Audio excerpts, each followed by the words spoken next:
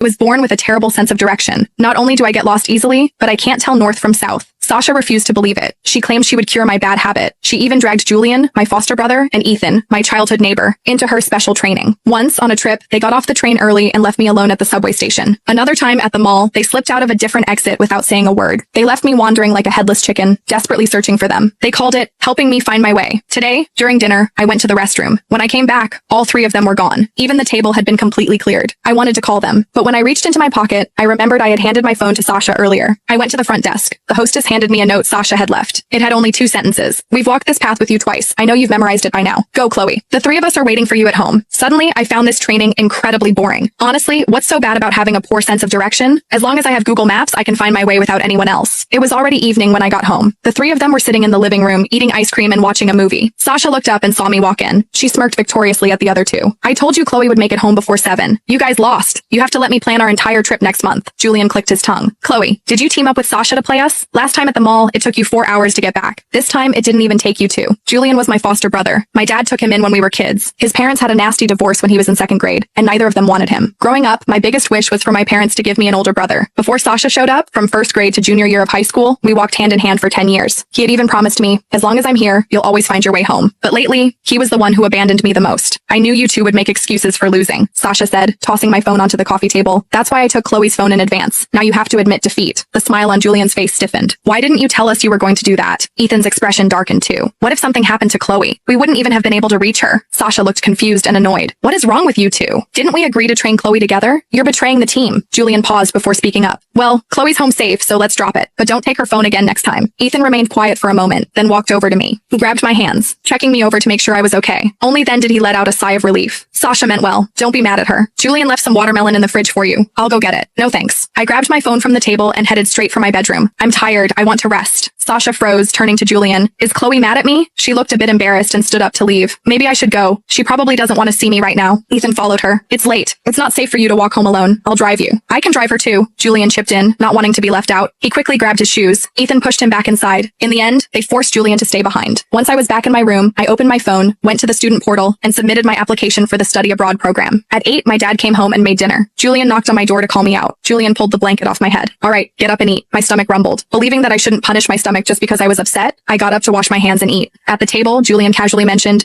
a new amusement park just opened in town. It has a massive Ferris wheel. Sasha invited us to go tomorrow. I was about to decline when my dad spoke up. My coworkers were talking about that place. You should go, Chloe. I remember how much you loved Ferris wheels when you saw them on TV as a kid. It's a shame we never had one nearby. I was always too busy with work to take you out of town. Since my dad put it that way, I swallowed my refusal. After dinner, our group chat was